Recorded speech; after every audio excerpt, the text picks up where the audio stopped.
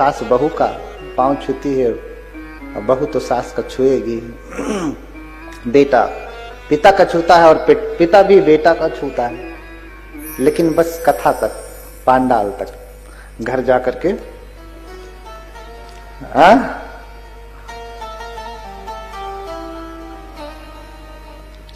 तो 8 मुट्ठी पुष्प से पूजा किया और देखते ही देखते उनके श्रावक संघ ने भी पूजा किया और फिर चले जाते हैं। और फिर देखिए, कोई इतनी आसानी से बुद्ध नहीं बनता है। बुद्ध बनना मार्ग तो है, लेकिन इतना आसान भी नहीं है, इतना आसान भी नहीं है। उसके लिए 8 अभिनिहार होते हैं, 8 अभिनिहार।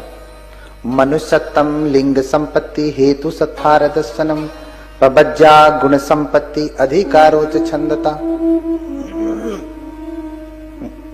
एते 8 समादाना अभिनिहार उपवचिते। ये जो 8 चीजें हैं, पहली बात तो आपको मनुष्य योनि में होना पड़ेगा, तब आप बुद्ध बन पाएंगे। कुत्ते की योनि में रह करके बुद्ध नहीं हो सकते, गाय की योनि में रह करके आप बुद्ध नहीं हो सकते, भैंस की योनि में, गधे की योनि में, अन्य किसी सांप बिच्छू की योनि में रह करके आप बुद्ध नहीं बन सकते। इसके लिए मनुष्य की योनि होना चाहिए। उसमें भी कहा कि लिंग संपत्ति, मनुष्य में भी लिंग संपत्ति। मनुष्य में भी 2 जातियां हैं ना, बुद्ध ने 2 जाति बताई मनुष्यों में। कौन कौन सी 2 जातियां हैं? स्त्री और पुरुष। तो मनुष्य में भी जो 2 जातियां हैं, उसमें से पुरुष जाति का होना चाहिए। कौन सी जाति का? पुरुष जाति का होना चाहिए। यहां ब्राह्मण क्षत्रिय वैश्य शूद्र वाली जाति से कोई मतलब नहीं। मनुष्य हो, मनुष्य में भी पुरुष हो, तभी जाकर के वो बुद्ध बन सकता है। स्त्री बुद्ध नहीं बन सकती। बहुत सारी चीजें स्त्रियां कर सकती, पुरुष नहीं कर सकते। बहुत सारे काम पुरुष कर सकते हैं, स्त्रियां नहीं कर सकती। आपने देखा होगा, पुरुषों के लिए कहा जाता है महापुरुष, कहीं ये भी देखा महास्त्री? देखा क्या? कहीं लिखा, पढ़ा, सुना, कहा गया? नहीं। स्त्री कितनी भी ऊंची हो जाए, उसको महास्त्री नहीं कहते, महामहिला नहीं कहते।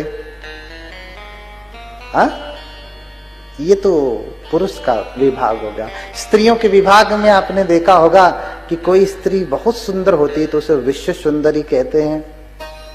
कभी विश्व सुंदरा भी सुना? सुना नहीं ना? तो सबके अपने अपने क्षेत्र हैं। पुरुष बुद्ध बन सकते हैं। इसमें भेद इसलिए है कि बुद्ध बनने के लिए तपश्चर्या बड़ी लंबी होती है। अब बुद्ध तो 6 वर्ष तक कठोर तप किए, 6 साल तक कठोर तप किए, एक आसन पे बैठ करके तप किए। स्त्री बैठेगी अगर, तो उसे तो महीने में एक बार उठना ही पड़ेगा ना। कैसे बुद्ध हो सकती है? यही भेद है, और कोई ऐसा भेद नहीं कि अरे भगवान बुद्ध जो है भेद कर रहे हैं, पुरुष को ऊंचा कह रहे हैं, स्त्री को नीचा। नहीं, ऐसा नहीं। इसलिए जो है मनुष्य हो, मनुष्य में भी पुरुष हो, ठीक है। और हेतु हो, अर्थात वो समाधि को प्राप्त हो, अभिज्ञा को प्राप्त हो। जैसे सुमेध है, सत्थार दर्शनम, और शास्त्रा का दर्शन हो जाए। मनुष्य भी है, मनुष्य में पुरुष है, हेतु भी है, तब भी बुद्ध नहीं बन पाएगा। एक और चीज चाहिए, क्या? सत्थार दर्शनम, शास्त्रा का दर्शन हो, किसी बुद्ध का दर्शन हो, है ना। ऐसे समझिए कि जब तक कोई पीएचडी किया हुआ, कोई प्रोफेसर नहीं होगा, डॉक्टर नहीं होगा, तो आपको डॉक्टर की उपाधि नहीं दे सकता बिना उसकी आशीर्वाद के, बिना उसके अनुमोदन के। हाँ, एक बुद्ध जब तक आपको आशीर्वाद नहीं हो देंगे, एवं हो तो, तब तक आप बुद्ध नहीं हो सकते। हाँ, तब तक आप बुद्ध नहीं हो सकते। तो बुद्ध का दर्शन हो, बुद्ध आशीर्वाद देवे। इसलिए सुमेध बार बार यही प्रार्थना कर रहे थे ना कल कि नित्यम च नित्यम जीनम स्मरामि, नित्यम च सोचामि दीनस्य दर्शनम। हर दिन मैं उन भगवान को स्मरण करता हूं कि उनका दर्शन हो सके, क्योंकि उनके आशीर्वाद के बिना काम होने वाला नहीं है। बोलिए भगवान बुद्ध की। हाँ, और पबज्जा, व्यक्ति प्रवज्जित होना चाहिए, भनते रहना चाहिए, भनते सन्यासी प्रवज्जित रहना चाहिए। उपासक के जीवन में रहते हुए मनुष्य है, पुरुष है, हेतु भी है, बुद्ध का दर्शन हो गया, लेकिन प्रवज्जित नहीं है तो भी पूरा होने वाला नहीं है। प्रवज्जित होना चाहिए। तो इतना बड़ा प्रवज्जा का महत्व है। बुद्ध भी बनना है तो बिना प्रवज्जा के, अरहत्व के लिए भी प्रवज्जा बहुत महत्वपूर्ण है, बहुत महत्वपूर्ण है। आसान कर देती है रास्ता, लेकिन बिना इसके भी बहुत अरहत हुए हैं। वो नगण्य है, ना के बराबर है, ना के बराबर है। हाँ, इसलिए बार बार भगवान बुद्ध भिक्षुओं में भी, संघ में भी बार बार भिक्षुओं को ही अनुमोदित करके कहते हैं। कुछ भी कहते हैं तो सुनो भिक्षुओं, सुनो भिक्षुओं, यही कहते हैं ना। कभी आपने त्रिपिटक में या कहीं पढ़ा बुद्ध ने ऐसा कहा सुनो भिक्षुनियों, ऐसा कहा? सुनो उपासकों, सुनो उपासिकाओं, ऐसा कहा? कहीं पढ़ा? त्रिपिटक अगर पढ़ा होगा या कोई सूत्र पढ़ा होगा तो ऐसा सुना, पढ़ा नहीं। हमेशा तंखोपन भिक्षवे सुनाथ मनसी करो, तो सुनो भिक्षुओं और मन में लगाओ इसे। Make a proper mental application, इसे मन में लगाओ, ध्यान करो, है ना जो मैं कह रहा हूं, समझ रहे हैं ना। तो अग्रत्वाद, श्रेष्ठत्वाद। अब ऐसा क्यों कहा, इसका उत्तर भगवान बुद्ध का महायान धर्म ही दे सकता है। सन्निध्वाद ग्रहणीतु शक्तिमत्वाद भिक्षुनाम मात्रयामास। इसलिए भगवान बुद्ध बार बार यही कहते हैं, भिक्षुओं भिक्षुओं सुनो भिक्षुओं। वही आगे भी बैठते हैं। पहले भिक्षु साहब, अगर बुद्ध रहते थे तो पहले भिक्षु आगे बैठते थे, भिक्षुनियां अंत में, उपासिकाएं अंत में। बुद्ध के पास आगे कौन बैठेगा? हाँ, भिक्षु ही बैठते थे ना। अच्छे भिक्षु हुआ करते थे। आजकल भिक्षु अच्छे नहीं रहे, आजकल भिक्षु ज्यादा हो गए। हाँ, आजकल भिक्षु कम है, भिक्षु ज्यादा हैं, डंक मारते हैं। बताइए भगवान बुद्ध का धर्म कितना मीठा है, लेकिन लोग डंक मार करके कड़वा बना देते हैं, उसको जहर भर देते हैं। आदमी फनफनाया फिरता है, एक बार डंक लग गया जिसको, उस भिक्षु का, वो भी डंक जो है बनबनाया फिरता है। नहीं, मुझे क्रांति कर देनी है, ये कर देना। कर तो रहे हो क्रांति, क्या हो रहा है? हाँ, ये डंक खा करके भारत बुद्ध की वाणी से प्रफुल्लित, पल्लवित, पुष्पित नहीं हुआ, भगवान बुद्ध के ओरिजिनल वचन को सुन करके हुआ। तो प्रबज्जा भी होनी चाहिए, गुण संपत्ति, अधिकारोच छंदता, और 8 अभिनिहार होने चाहिए। अधिकारोच छंदता, इतनी क्षमता होनी चाहिए कि चाहे तो अभी अपने आश्रमों को नष्ट करके बुद्ध हो जाए। और फिर छंदता, तीव्र इच्छा होनी चाहिए। सबसे बड़ी जो बात है वो तीव्र इच्छा। अगर तीव्र इच्छा नहीं है कि मुझे डीएम बनना है तो आप बन नहीं सकते हैं, क्योंकि तीव्र इच्छा होगी तभी आपकी पढ़ाई भी तीव्र होगी, वैसी पढ़ाई करेंगे आप। नहीं तो हाँ, मेरा भी मन है डीएम बनने का, मैं सिविल की तैयारी कर रहा हूं, करते करते आधी उम्र खत्म हो गई। हाँ, न घर के रहे, न घाट के, न शादी कर सकते हो, न ठीक से बनते बन सकते हो। हाँ, बहुत सारे लोग ऐसे ही खत्म हो जा रहे हैं। क्यों? एक इच्छा की वजह से। इच्छा हो तो समय पे वस्तु की प्राप्ति हो जाती है।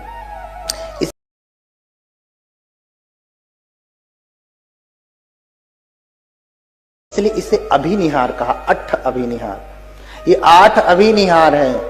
संकल्प तो एक ही जन्म तक चलता है। यूं कहें कि आज संकल्प लिया, कल टूट जाता है। हर दिन हम लोग संकल्प लेते हैं ना, हत्या नहीं करेंगे, चोरी नहीं करेंगे, ये नहीं करेंगे, लेकिन टूटता है ना। अभिनिहार जब तक लक्ष्य की प्राप्ति नहीं होती तब तक के लिए होता है, चाहे कितने भी जन्म हो जाए। जो संकल्प ले लिया अगले जन्म तक, अगले अगले अगले जितना भी होगा वो टूटता नहीं है, इसलिए उसे अभिनिहार कहा। वो टूटता नहीं है। अब देख लीजिए भगवान बुद्ध के में जैसे हमने बताया 2 संप्रदाय हैं, थेरवाद और महायान। तो बाबा साहब को मानने वाले यहां बहुत सारे लोग बैठे हैं ना। कितने लोग हैं? अच्छा, बाबा साहब को सब मानते हैं। तो बाबा साहब को बोधिसत्व कहा जाता है। क्या कहा जाता है? बोधिसत्व।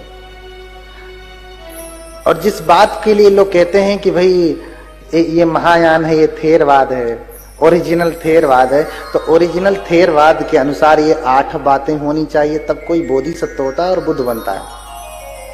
इस कैटेगरी में बाबा साहब हैं।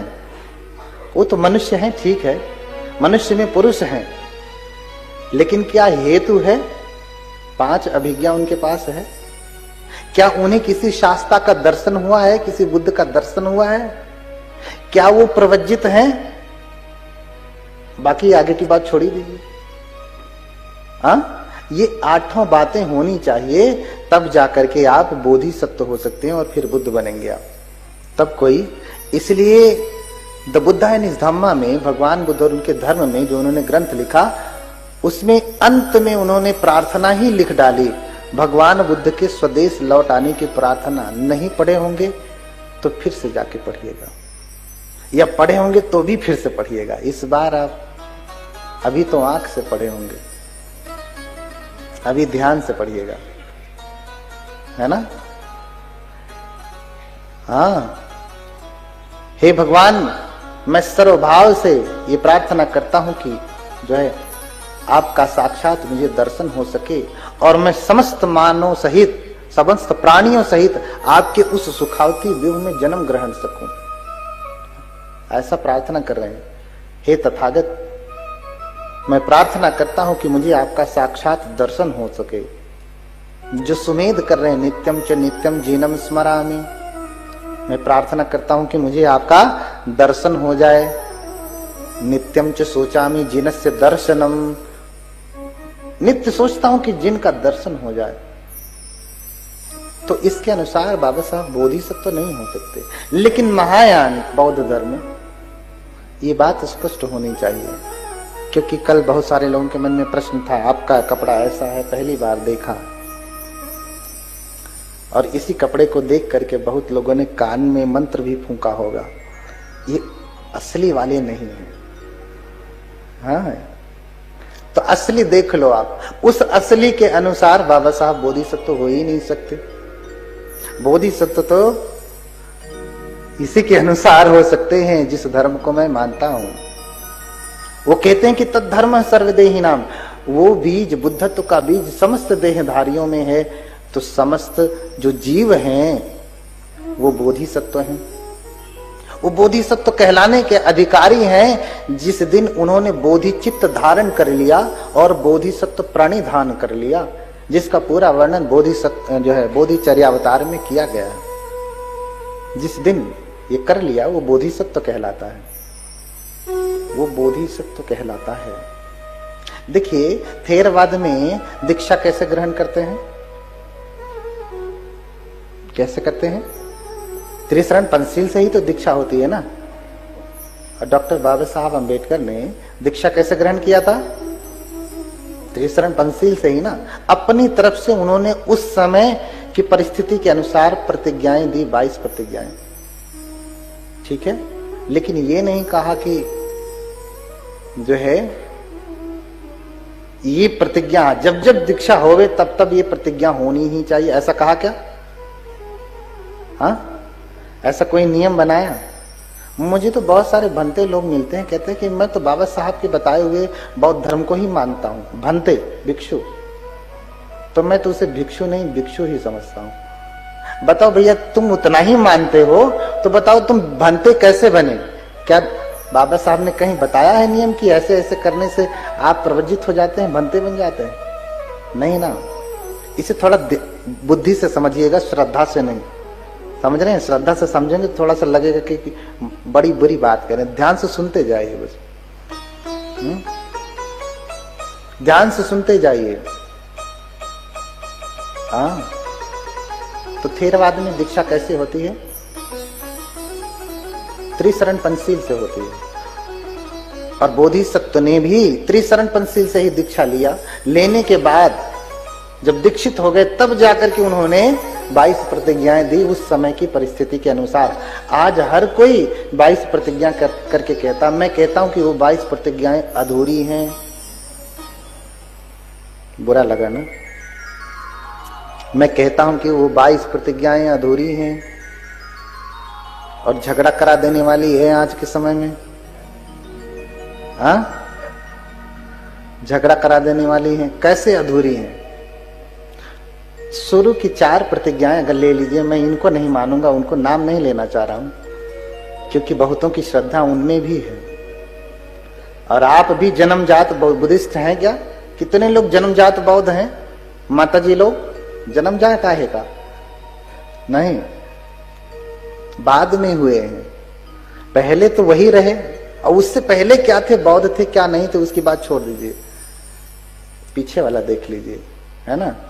हमारे पूर्वज कौन से घर में रहते थे छोड़िए, अभी हम कौन सा घर बदले हैं, ये वाला देखिए, है ना। तो 4 प्रतिज्ञाएं, मैं इनको नहीं मानूंगा, उनको नहीं मानूंगा, उनको नहीं मानूंगा, ऐसा कहा बोधिसत्व ने। लेकिन मैं कहता हूं कि ये अधूरा है। उससे पहले बुद्ध ने कह दिया है, जब कोई व्यक्ति आता है बुद्ध की शरण में तो उसे ऐसा कहना चाहिए, नत्थि में शरणम, नत्थि में शरणम अन्यं, बुद्धो में शरणं वरं, धम्मो में शरणं वरं, संघो में शरणं वरं। इसका अर्थ समझते हैं? मेरे जो है, मेरी बुद्ध के सिवा कोई दूसरी शरण नहीं है। बुद्ध को छोड़ करके कोई अन्य मेरी शरण है ही नहीं। इस सत्य वचन से एतेन सच्च वज्रेन होतु ते जय मंगलम, इस सत्य वचन से आपका कल्याण हो, ये कहा जाता है। आप हर दिन वंदना में करते हैं ना। अच्छा, बाबा साहब की 4 प्रतिज्ञाएं ले लिया जाए तो बाबा साहब ने उसमें तो ये नहीं कहा कि मैं मोहम्मद की शरण नहीं जाऊंगा, तो क्या मोहम्मद की शरण जाना है? अधूरा है ना। उन्होंने ये नहीं कहा कि मैं ईसा मसीह की शरण नहीं जाऊंगा, अधूरा है ना। तो क्या ईसा मसीह की शरण में जाना है? बहुत सारे लोग ईसाई हो रहे हैं। मैं भी कर्नाटक गया था, मेरी कथा लगी हुई थी। बंदे जी कह रहे थे कि यहाँ तो हमारे बौद्ध लोग, खासकर बाबा साहब के मानने वाले बौद्ध लोग, वो सब ईसाई होते जा रहे हैं। भाई 22 प्रतिज्ञा में बाबा साहब ने ऐसा तो नहीं कहा कि मैं ईसा मसीह को अपना ईश्वर भगवान नहीं मानूंगा, ना उनकी पूजा करूंगा तो ईसाई हो रहे। कोई आपत्ति है आपको? नहीं ना। तो ये अधूरा है। उस समय की परिस्थिति के अनुसार लोग कहां फंसे थे, उन्हें निकालना था, ठीक है। और ये उससे पहले कंप्लीट पैकेज भगवान बुद्ध ने दिया है कि बुद्ध को छोड़ करके, धम्म को छोड़ करके, संघ को छोड़ करके मेरी कोई अन्य शरण नहीं है। बुद्ध ही मेरी शरण है, धम्म ही, संघ ही मेरी शरण है। अब इसमें कुछ बचा तो क्यों इतना झगड़ा करते हो कि नहीं मला 22 प्रतिज्ञा पाइजे? क्या मतलब है? हाँ, क्या मतलब है? कोई मतलब नहीं है ना। अब 22 में खाली 4 पे ही ज्यादा फोकस होगा, 5 पे। बाकी मैं अष्टांगिक मार्ग का पालन करूंगा उसका कोई नहीं, है ना। मैं 4 आर्य सत्य, मैं अष्टांगिक मार्ग का पालन करूंगा, मैं पारमिताओं को पूरा करूंगा, इस पे कोई चर्चा नहीं होती है ना। ऊपर की 4 चीजों से ही खाली 22 प्रतिज्ञा, वो हटा दिया जाए तो कोई नहीं कहेगा कि प्रतिज्ञाएं लेनी चाहिए। तो मैं ये कह रहा हूं कि बोधिसत्व, जैसे जब कोई दीक्षा लेता है तो कैसे दीक्षा लेता है? थेरवाद के अनुसार पैर पीछे करके घुटने के बल, जैसे आप आते हैं ना शील याचना करते हैं, तो पैर पीछे करके, ये शील याचना एक्चुअली नहीं, यही दीक्षा में भी ऐसे ही दीक्षा होती है। अब इसे सील लेना कहिए चाहे दीक्षित होना कहिए, है ना, कि हम अब पवित्रता के जीवन को स्वीकार कर रहे हैं, बस ये हो गई दीक्षा, ये हो गई दीक्षा। लेकिन महायान में बैठ करके दीक्षा नहीं होती, खड़े खड़े होती है। अच्छा, बाबा साहब ने बैठ करके दीक्षा लिया है कि खड़े खड़े लिया है? हाँ, तो बाबा साहब थेरवादी हैं कि महायानी हैं? हाँ, अब आप कहेंगे कि उनको शुगर था, बीमारी था, तो कुर्सी पे बैठ जाते। हाँ, घुटनों में परेशानी थी तो कुर्सी पे तो बैठ सकते थे ना, नहीं बैठे, खड़े हो सकते थे, है ना, पकड़ करके खड़े हुए, लेकिन खड़े रहे, दीक्षा लिए। और फिर पुरानी वीडियो YouTube पे पड़ी है ओरिजिनल, अब से जाके ध्यान से देखिएगा। क्या देखेंगे? महायान में ऐसे पांव छू लेने पे भी कोई आपत्ति नहीं है, पांव छू रहे हैं, ऐसे छू लेने। दीक्षा के बाद बाबा साहब स्वयं ऐसे पांव छू रहे हैं।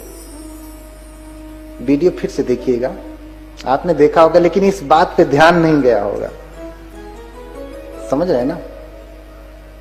तो उनको बोधिसत्व की उपाधि भी महायान के अनुसार है, उनकी दीक्षा भी महायान के अनुसार है, उनकी प्रार्थना भी महायान के अनुसार है। जो भगवान बुद्ध, उनका धर्म आपने पढ़ा होगा ना, आधे से अधिक उसमें महायान घुसा हुआ है। कैसे निकालेंगे आप?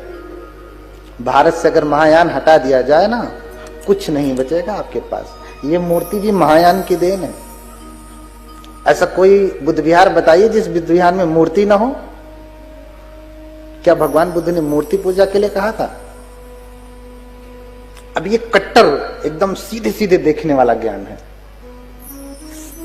सोच समझ करके देखने वाला ज्ञान नहीं। बुद्ध ने सीधे सीधे नहीं कहा कि मूर्ति पूजा मत करो, है ना, बुद्ध ने ऐसा नहीं कहा। बुद्ध ने अपने आप को भी कहा कि मेरी पूजा मत करो।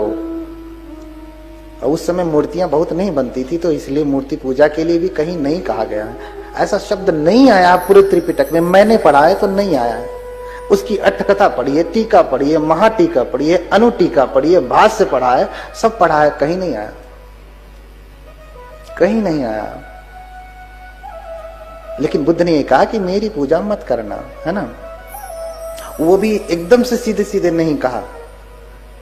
महापरिनिर्वाण सूत्र में बस इतना ही कहा कि आनंद, तुम तथागत, तुम भिक्षुगण तथागत की पूजा से, शरीर पूजा से दूर रहना। अव्यापड्डा तुम्हें आनंद होत तथागत शरीर पूजनाय। आनंद, तुम लोग, तुम भिक्षुगण तथागत के शरीर पूजा से दूर रहना। मूर्ति पूजा नहीं कहा है, हाँ, तथागत शरीर पूजनाय। शरीर का मतलब मूर्ति होता है क्या? यानी भगवान बुद्ध के महापरिनिर्वाण के बाद जो उनका मृत शरीर होगा, उस शरीर पूजा से तुम लोग दूर रहना। उपासक उपासिका लोग पूजा करेंगे, लेकिन महामंगल सूत्र में कहा कि पूजा च पूजनीयानम एतम मंगलमुत्तम। जो पूजने योग्य है उनकी पूजा करना, ये उत्तम मंगल है। तो बताइए ना, इस पूरी धरती पे, इस पूरे ब्रह्मांड में बुद्ध से अधिक कौन पूजनीय है? बुद्ध से अधिक कौन निष्कलंक है? कोई है? तो भैया, उन्होंने सीधे सीधे नहीं कहा कि कोई भी महापुरुष, कोई भी भगवान अगर ये कह दे आओ मेरी पूजा करो, तो वो है ही नहीं। क्योंकि जिसके भीतर का मैं खत्म हो गया, वो क्यों कहेगा कि आओ मेरी पूजा करो? जो मैं मेरे से दूर हो गया, वो कहेगा आओ मेरी पूजा करो? नहीं, कहेगा ही नहीं। जो मैं मेरे से परे हो गया, वो ये कहेगा जो पूजने योग्य है उसकी पूजा करो।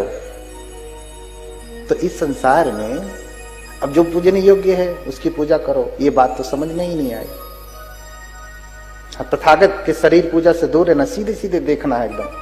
प्रज्ञा के चक्षु से देखेंगे तो भगवान अप्रत्यक्ष रूप से कह रहे हैं जो पूजने योग्य उसकी पूजा करना। तो इस पूरी धरती पे बुद्ध को छोड़ करके कोई और पूजनीय है क्या, आप बताइए?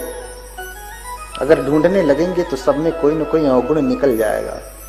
बुद्ध में कोई अवगुण दिखा पाना असंभव है। कई जन्मों में, अनंत जन्मों में भी आप बुद्ध में कोई अवगुण नहीं दिखा पाएंगे। तो बताइए, बुद्ध पूजनीय है ना। इसलिए इस बात को समझ करके महायान ने पहले सम्राट कनिष्क के काल में मूर्तियां बनाना शुरू किया, पूजा करना शुरू किया। ये सब कुछ जो देख रहे हैं ना, ये सब प्रक्रिया वहीं से है, सब कुछ वहीं से है। हाँ, अब देखिए, मैं कह रहा हूं कि बोधिसत्व बाबा साहब को बोधिसत्व की उपाधि महायान के अनुसार ही दी गई है। उनकी दीक्षा का पूरा प्रकरण महायान के अनुसार है, ठीक है। प्रणाम करने का ढंग भी महायान के अनुसार है। उनकी साथ एक बोधिसत्व बुद्ध कैसे बनता है, ये पूरी बात 10 भूमिक सूत्र से लिखी गई है। 9 वैपुल्य सूत्रों में से एक सूत्र है। कभी नाम सुना है इस सूत्र का? नाम ही नहीं सुना तो कैसे पता चला कि कहां से लिखा है बाबा साहब ने? ये पूरा 10 भूमिक, हाँ, देयर आर 10 स्टेजेस, 10 स्टेज हैं जिसके अनुसार जो है बोधिसत्व बुद्ध बनता है ना, बुद्ध बनता है। तो इसलिए बोधिसत्व को आप समझिए, उनकी पूरी चर्या महायानी है। आपने पढ़ा होगा एक किताब डॉक्टर अंबेडकर संस्मरण और स्मृतियां, उसमें पूरा सम्यक प्रकाशन से छपी, और भी प्रकाशनों से छपी होगी। उसमें नानक चंद रत्तू स्वयं लिख रहे हैं कि बाबा साहब प्रणाम के लिए ओम मणि पद्मे हूम कहते थे। क्या कहते थे? जैसे हम कहते हैं नमो बुद्धाय, बुद्ध क्या, जो बाबा साहब क्या कहते थे? ओम मणि पद्मे हूम। अब ये किसका मंत्र है? ये आर्य अवलोकितेश्वर का मंत्र है। अब ईश्वर शब्द से भी आपको आपत्ति है। अवलोकितेश्वर, अवलोकित प्लस ईश्वर, अवलोकित, अवलोकितेश्वर, अवलोकित, ठीक है। अवलोकित माने जो नीचे देखता है, the Bodhisattva who looks down, जो बोधिसत्व नीचे देखता है, माने निम्न। अरे ये सब तो दुख से पीड़ित है, मैं अकेले तर गया, बुद्ध हो गया तो क्या लाभ, ये तो दुखी ही रह जाएंगे ना। ऐसे बोधिसत्व होते हैं, हाँ, ऐसे बोधिसत्व होते हैं। इनका नाम, ईश्वर का अर्थ होता है स्वामी, ईश्वर का अर्थ होता है स्वामी, ईश्वर कहते हैं पाली में, ठीक है। अब इस ईश्वर का अर्थ अन्य में क्या है हम नहीं जानते। बौद्ध धर्म के अनुसार, बौद्ध संस्कृत साहित्य और पाली साहित्य के अनुसार ईश्वर का अर्थ होता है स्वामी। ऐसा स्वामी, स्वामी किसे कहते हैं? जो अपने आप को साध लिया है, स्वामित्व जिसने अपने ऊपर स्थापित कर लिया है, जिसने अपने विकारों को दूर करके सद्गुणों में जो स्थापित हो गया है, स्वामी हो गया है। वही स्वामी जो दूसरों के ऊपर, जीवों के ऊपर करुणा की दृष्टि डालता है, वो अवलोकितेश्वर है। उन्हीं का मंत्र है ओम मणि पद्मे हूम। अब बताओ बाबा साहब क्या है? बाबा साहब ने कहीं भी नमो बुद्धाय नहीं कहा है। कहा है? किस वॉल्यूम में कहा है? कहा है कहीं? नहीं कहा है। इसलिए उनको भी समझिए। बाबा साहब ने संविधान भी लिखा तो, हाँ, 24, 25, 26 अनुच्छेद को देखिए, किसी भी धर्म की निंदा के बारे में उन्होंने नहीं कहा है, कोई अधिकार नहीं दिया। आप किसी के धर्म की निंदा नहीं कर सकते। स्वयं जिसको आप अभी आप कह रहे हैं ना, आप बोधिसत्व बाबा साहब को मानते हैं, स्वयं बाबा साहब ने संविधान में लिखा कि किसी भी धर्म की आप निंदा नहीं कर सकते। और बहुत सारे बिच्छू हैं, बहुत सारे अन्य लोग हैं जो दिन रात दूसरे के धर्मों की निंदा करते हैं और कहते हैं कि हम बाबा साहब को मानने वाले हैं। ऐसे न मानिए बाबा साहब को, उनके कद को छोटा न करिए। वो बोधिसत्व हैं, बोधिसत्व होने वाले बुद्ध हैं, उनके कद को छोटा मत करिए। उन्हें किसी जाति के लेप से लगा करके न देखिए, नहीं तो आप उनको समझ नहीं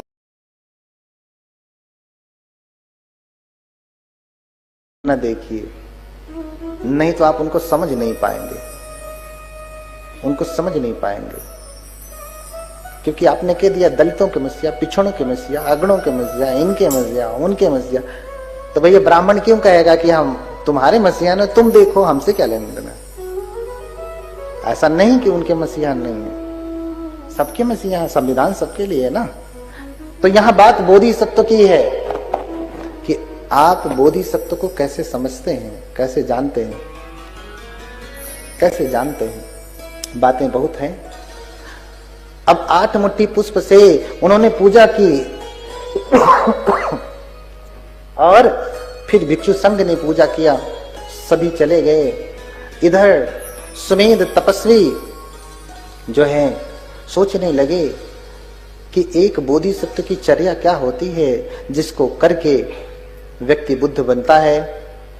तो उन्होंने देखा कि 10 पारमिताएं पूरी करनी पड़ती है बोधिसत्व को, और ये पारमिताएं पूरी करते करते एक ही जन्म में होंगी कि कई जन्म लगेंगे, इसकी कोई गणना नहीं, इसकी कोई गणना नहीं। या आप कब तक इसको पूरा कर पाएंगे। ठीक है, जब कर लिया, जितने जन्मों में कर लिया उतने जन्म में, उसके बाद आप बुद्ध हो जाएंगे। एक ही जन्म में कर लिया तो आप बुद्ध हो जाएंगे। 2 जन्म किया, 10 जन्म, 1000 जन्म, लाख जन्म जब कर पाएंगे, जब पूरा कर पाएंगे तो आप बुद्ध हो जाएंगे। बोलिए भगवान बुद्ध की। हाँ, अब बोधिसत्व जो है तुषित, हाँ, तुषित का अर्थ है संतुष्ट, समझ रहे ना। ऐसा लोक जहां लोग संतुष्ट रहते हैं, यहाँ जो भी बहुत संतुष्ट होगा, जो है उसमें संतुष्ट है, तो समझ लीजिए कि वो तुषित लोक में ही है। कहाँ है? तुषित लोक में ही है। लेकिन संतुष्टि आना संभव है क्या? है। अच्छा, कितना धन मिल जाए तो आप कह देंगे कि बस अब नहीं चाहिए? कितना मिलने के बाद? ऐसा कभी दिन आएगा? 100 मिला तो 1000 की कामना, 1000 मिला तो लाख। ऐसा नहीं कि जीवन में कुछ मिला नहीं, बहुत कुछ मिला है, बहुत कुछ मिला है, लेकिन बहुत कुछ मिला है, लेकिन फिर भी कामनाएं पूरी नहीं हुई, कभी भी पूरी नहीं हो सकती। न कन्हा पन्वसेन तित्ति कामी सुविज्यति। अगर काशार्पणों की वर्षा हो जाए, सोने चांदी हीरे जवाहरात की वर्षा भी होने लगे ना, तो भी कामनाओं की कभी पूर्ति नहीं हो सकती कि बस अब नहीं चाहिए, इतना हीरा बहुत है, इतना सोना बहुत है, इतना पैसा बहुत है।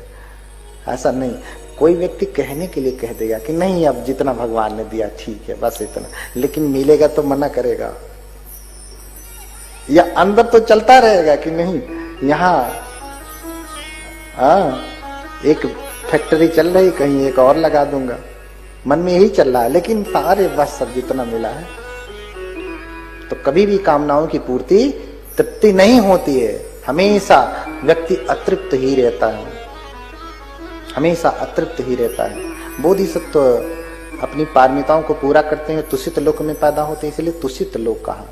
ऐसा लोक जहां लोग संतुष्ट रहते हैं। और फिर वहां से देवतागण निवेदन करते हैं।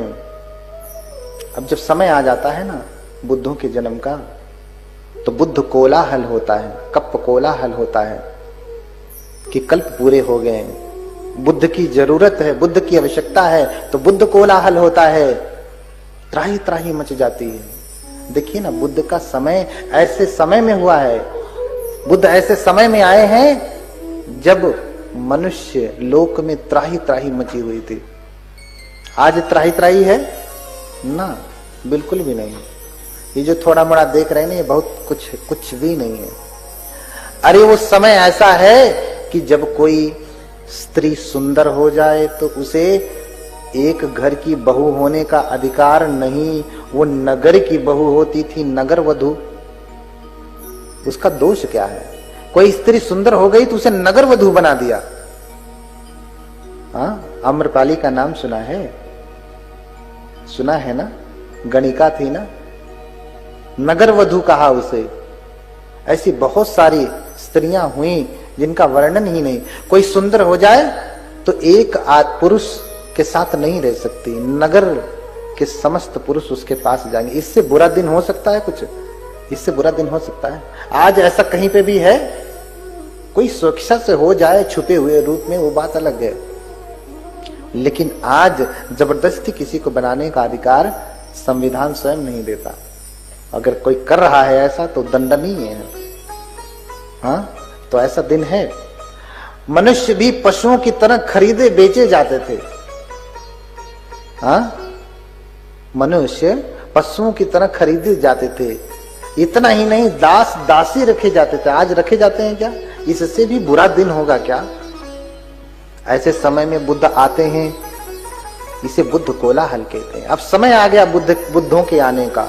अब बुद्ध आते हैं तो कतंजलि ही देवे ही याचितो द्विपदुत्तमो संबोधायं तुह्यं कालोति आदिना।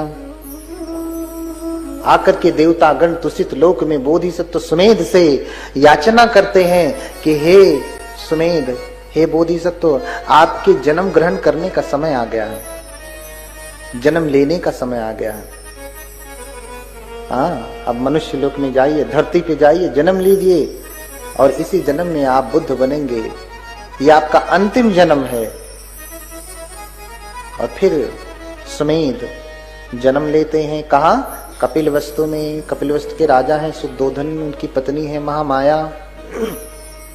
देखिए, दोनों बड़े धार्मिक हैं। कथा, अरे बुद्ध के जीवन चरित्र को 3 दिन में कैसे सुनाऊंगा? बड़ा कठिन हो जाता है जब 3 दिन, 5 दिन, 10 दिन कोई कहता है इतने में भगवान बुद्ध के जीवन चरित्र को सुनाओ, तो कैसे सुनाऊं? हाँ, कठिन नहीं है। जिसका जीवन 45 वर्षों का है, उसे हम 1 दिन में, 2 दिन में कैसे सुना पाएंगे? और कोई सामान्य व्यक्ति नहीं, भगवान है जिसके हर क्षण की कीमत आप समझ सकते हैं। जिसके हर क्षण का महत्व तो इतना बड़ा है कि उस एक क्षण की व्याख्या करने लगूं तो मेरा पूरा जीवन खत्म हो जाएगा, तो भी मैं व्याख्या नहीं कर पाऊंगा। और उनका जीवन चरित्र में 3 दिन में सुनाऊं, संभव नहीं। बोलिए भगवान बुद्ध की। हाँ, कहते हैं कि राजा शुद्धोधन बड़े धार्मिक हैं, शीलवान हैं, और माता महामाया भी बहुत धार्मिक हैं। देखिए, पुत्र पुत्री आप जैसे चाहेंगे वैसे पैदा होंगे। थोड़ा सा बता दे रहा हूं, बहुत गहरा है लेकिन बता दे रहा हूं थोड़ा सा।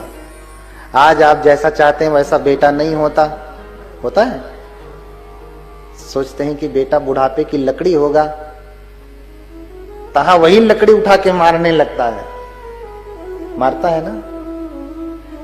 सोचते थे कि बेटी ऐसी होगी, लेकिन नहीं होता। इतना ही नहीं, कामना किया कि बेटा ही होवे तो भी नहीं हुआ, कामना किया कि बेटी ही होए तो भी नहीं हुआ। और मानते किसको हैं? भगवान बुद्ध के धर्म को।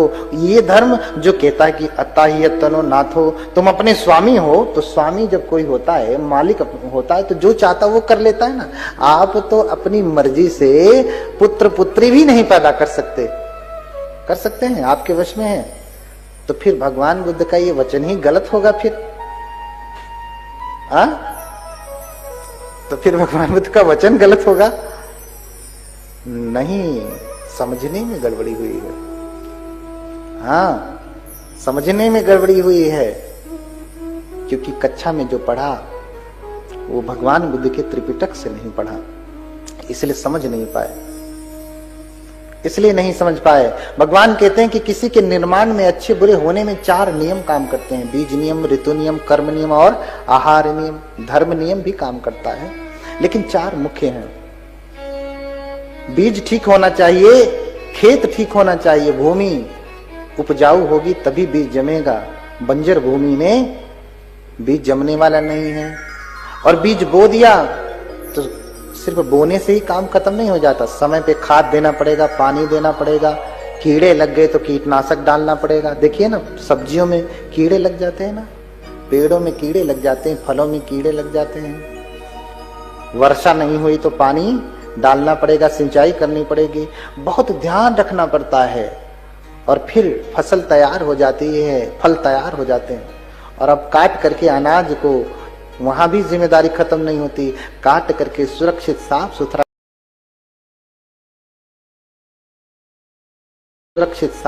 करके उसे सुरक्षित रखा जाता है तो वर्ष भर काम आता है। 2 वर्ष तक, 3 वर्ष तक, अरे 10-10, 20-20 वर्षों तक का चावल खाते हैं आप। सुरक्षित रखते हैं तो खाते हैं आप। हाँ, सुरक्षित रखते हैं तो खाते हैं।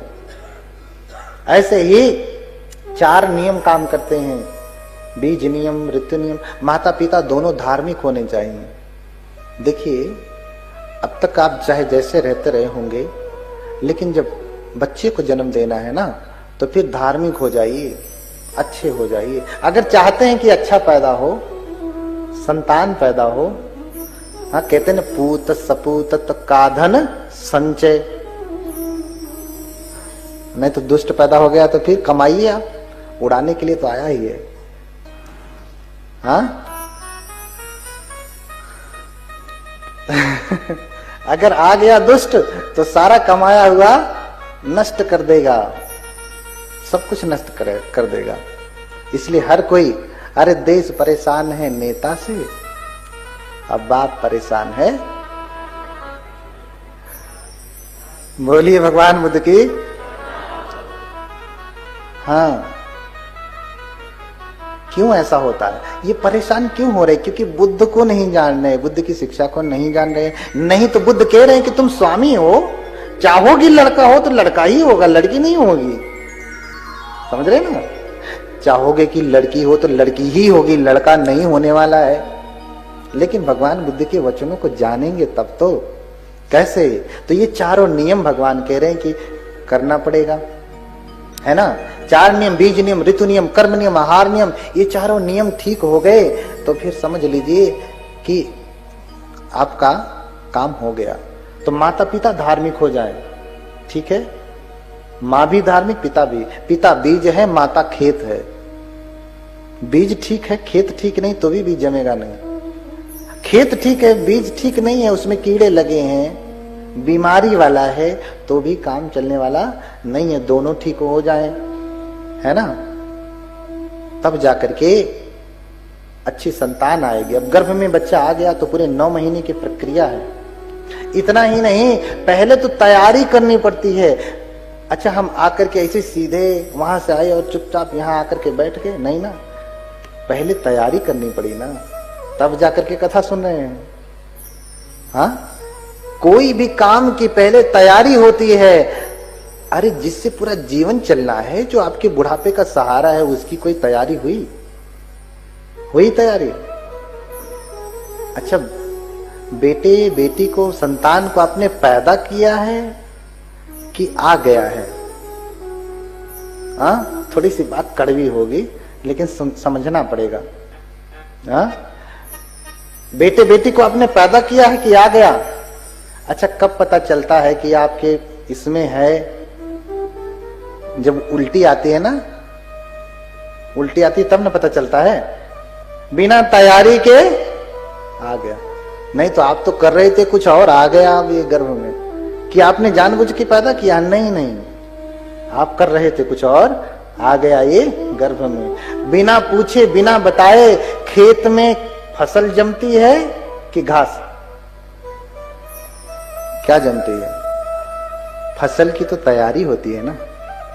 तो अभी तक घास जम रही है, फसल नहीं हो रही, क्योंकि आपने तैयारी नहीं किया है, घास ही जमाया है। हाँ, बोलिए भगवान बुद्ध की। घास मत जमाइए, फसल की तैयारी करिए।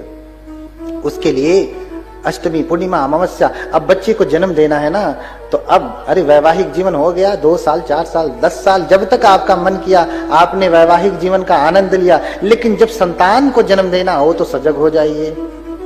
हाँ, कोई ऐसे ही जानवर पैदा नहीं करना है, कोई जीव पैदा, पुत्र पैदा करना है, पुत्री पैदा करना है, संतान पैदा करनी है, नहीं तो आकर के जीवन नरक कर देगा, है ना।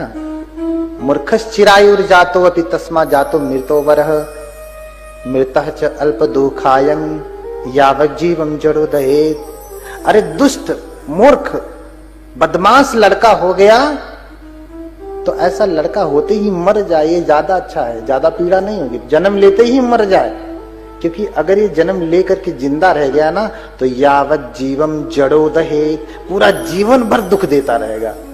तो अच्छा हो कि महीने 2 महीने रो करके मर गया, रो धो करके चलो बात खत्म, कि जीवन भर रोना है, जीवन भर रोना है नहीं ना। अच्छा है कि ऐसी संतान जन्म ले तो लेते ही चली जाए, नहीं तो जीवन भर रुलाएगी। उसकी तैयारी करनी पड़ती है कि नहीं, अब बच्चे को जन्म देना है तो माता पिता दोनों ठीक हो जाएं, बीज ठीक हो जाए, खेत ठीक हो जाए, है ना। उपोषित व्रत का बड़े कड़ाई से पालन करें, अपने मन की, वाणी की, कर्मों की शुद्धता करें। और जब आप शुद्ध होंगे, फिर जब आप जो है मिलेंगे, तब जब बच्चा गर्भ में आएगा तो खेत की तैयारी होकर के आए, फसल की तैयारी होकर के आए। धान भी बोते हैं तो तैयारी से बोते हैं, तब जाकर के अच्छी फसल होती है, अन्यथा फसल अच्छी होती नहीं। ये चारों नियम ठीक हो गए। अब खेत में बीज आ गया, धान की रोपाई कर दिया, इतने से काम खत्म नहीं होगा। पानी देना पड़ेगा, खाद देना पड़ेगा, बहुत कुछ करना पड़ेगा। बच्चा गर्भ में आ गया, इतने से ही बात नहीं बनेगी, उसका पूरा ध्यान रखना पड़ेगा, खाद देना पड़ेगा, पानी देना पड़ेगा, भोजन देना पड़ेगा, है ना, दवाई देना पड़ेगा, गोलियां लेनी पड़ेंगी आयरन की, हाँ, बहुत सारी विटामिन। तो आप तो भौतिक, देखिए आहार में भी 2 आहार होते, भौतिक और मानसिक। भौतिक आहार तो आप सही लेते हैं, खूब काजू बादाम पिस्ता किशमिश ये वो बढ़िया फल खाते हैं, तो बच्चा शरीर से तो ठीक होता है, लेकिन इसका दिमाग ठीक नहीं रहता है। क्यों? क्योंकि आपने जो आहार लिया वो सही लिया, भौतिक कबली का रहा, मन का आहार ठीक नहीं लिया, है ना। बच्चा जब गर्भ में आ गया तो आप उस समय चर्या बदल दीजिए। ऊट पटांग वीडियो देखेंगे तो वो सब पहले से ही सीख के आ रहा है। आजकल इतने बड़े बड़े छोटे छोटे, अभी वर्ष भर भी नहीं हो रहा, खूब बढ़िया डांसर हो जा रहे हैं। कहां, कौन से स्कूल से पढ़ के आए, कौन सी एकेडमी ज्वाइन किए?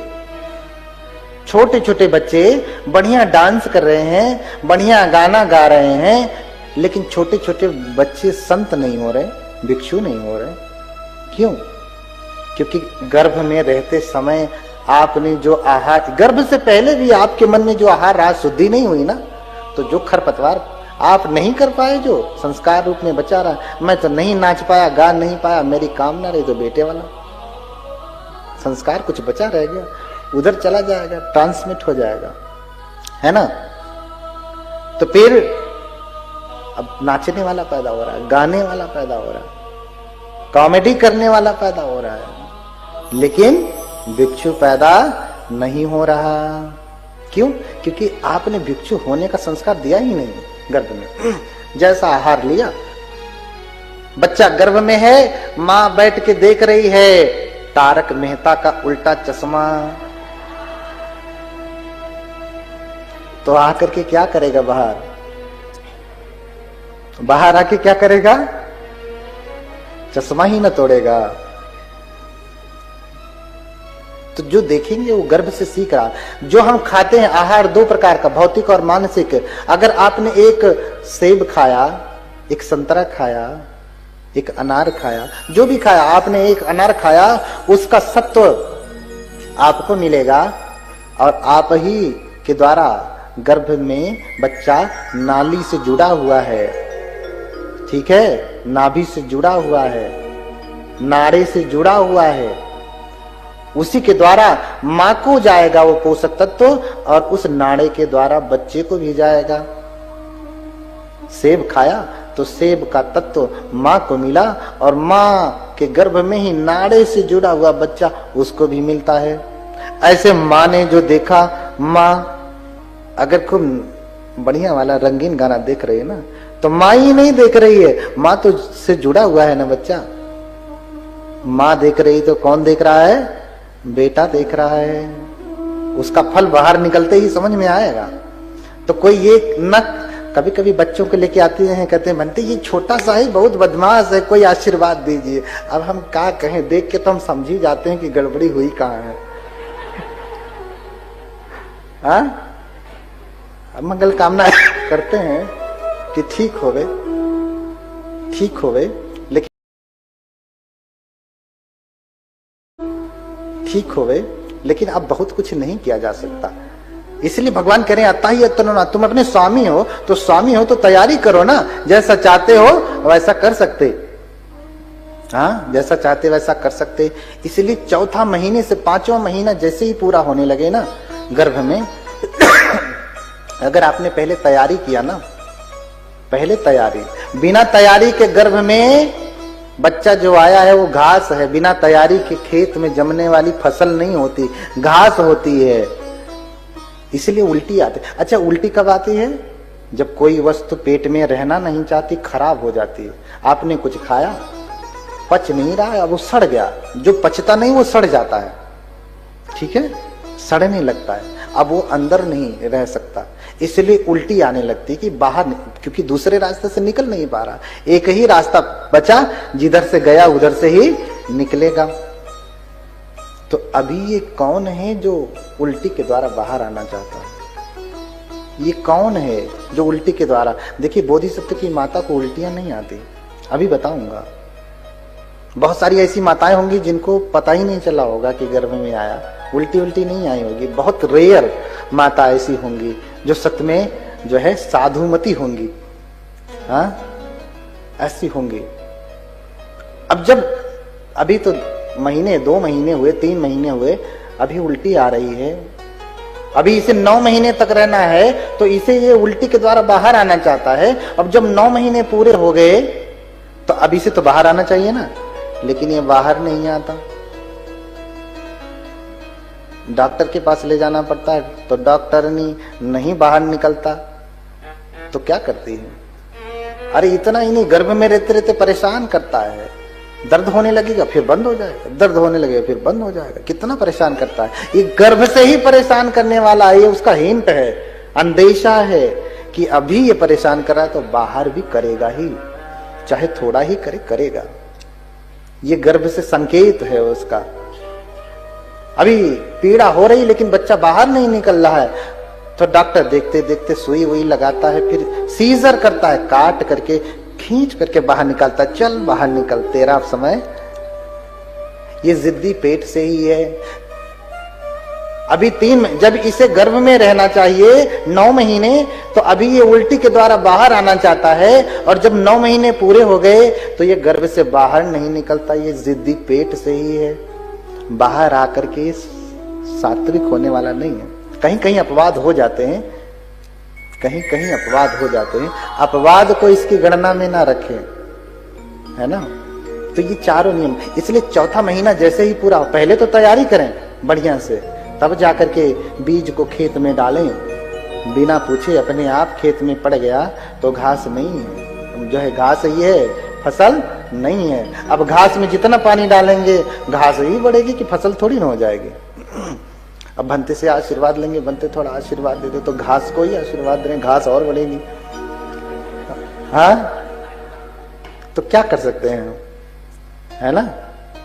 बस अगर कोई योग्य गुरु होगा तो बबूल है तो कलम करके हो सकता है आम लगा दे, बस इतना कर सकता है। लेकिन बबूल का गुण खत्म नहीं कर पाएगा, बबूल का भी गुण रहेगा ही। आम का भी गुण आ जाएगा लेकिन बबूल का गुण रहेगा ही। इसलिए चौथे महीने के बाद, हाँ, क्योंकि 9 महीने का पूरा उपक्रम है, समय नहीं है, क्योंकि अव्यक्ततः पठमी मासे सप्ताहात् कलली भवे मासे द्वितीय कलल्लात् पेशवात्वार्बुदम व्यक्ति भवति मासे तृतीय गात्र पंचकम मूर्धा द्वय सप्थि निबाहु सर्वसूक्ष्म अंग जन्म च चतुर्थे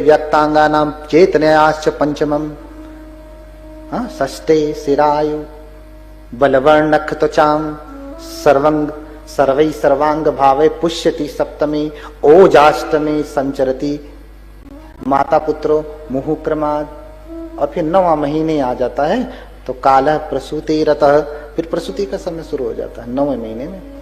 ठीक है, ये पूरी प्रक्रिया है लंबी। इतना समझिए कि चेतनायाश्च पंचमम, जैसे ही 5वां महीना शुरू होता है ना तो मन बनता है, मन हाँ यही निर्धारित करेगा कि अच्छा वाला होगा कि बुरा वाला। तो मन बनने से पहले जैसे ही 4था महीना, ऐसे समझिए आज रात को 4था महीना खत्म होगा, कल सुबह 5वां शुरू हो जाएगा, तो उसी समय घर में भिक्षुओं को बुलाइए और घर में पाठ करवाइए।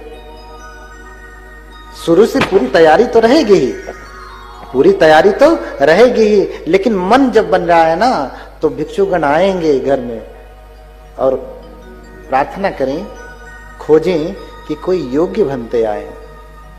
ठीक है, घर में योग्य भिक्षु आए, दूसरे वाले नहीं, तो उसका प्रभाव ज्यादा होगा। वो आएंगे, पूजा करेंगे, तो 5वें महीने में जब चेतना बनेगी, तो चेतना जब बन गई ना तो अच्छी बनेगी, बढ़िया बनेगी। और 9 महीने तक पूरा, जब 5वां महीना हो गया ना तो सजग हो जाइए कि अब कोई ऐसी वैसी वीडियो, ऐसा वैसा किताब, ऐसा वैसा दृश्य नहीं देखना है, क्योंकि इसका आप ही नहीं देखेंगे वो गर्भ में। क्योंकि आजकल तो और भी खतरा हो गया। कहते हैं पहले बच्चे ज्यादा आज्ञाकारी थे, अब कम है, क्योंकि पहले ये वाला नहीं था ना, स्क्रॉल करके tip tip tip tip tip tip, ये नहीं था। अब तो हर घर में, हर हाथ में एक एक है, उसमें सब सारी दुनिया देख लीजिए, उसी में बैठे। अच्छा भी देख लीजिए, बुरा देख लीजिए। तो अच्छा कौन देखता है? बुरा ही तो ज्यादा लोग देखते हैं ना। और वहीं माता सब देखती जाती है। तो जब बच्चा गर्भ में आ गया ना तो बहुत सावधानी बरतनी पड़ती है, नहीं तो फसल बिगड़ गई तो फिर कितना कोई सुधारेगा? कितना खाद डालेंगे, नहीं ज्यादा सुधार हो पाएगा। कितना आशीर्वाद मांगेंगे, बहुत परिवर्तन नहीं होने वाला। इसलिए पहले से ही ये तैयारी करें, 9 महीने की पूरी प्रक्रिया सही करें, ठीक से करें, तब जाकर के जो संतान होगी। जैसे मैंने कहा कि बीज अच्छा हो, खेत अच्छा हो, और इतना ही नहीं, ऋतु का भी बहुत महत्व होता है।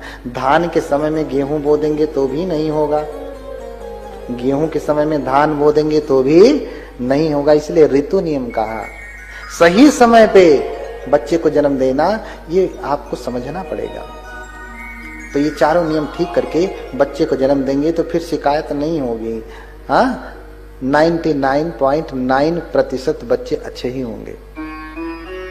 और कामना से, अगर आपने उपोषित पालन किया है ना, पहले तैयारी की है ना, और फिर कामना कर दें, सत्य क्रिया कर दें कि अगर मैंने सच में उपोषित का पालन किया है तो इस पुण्य के प्रताप से मुझे पुत्री ही हो।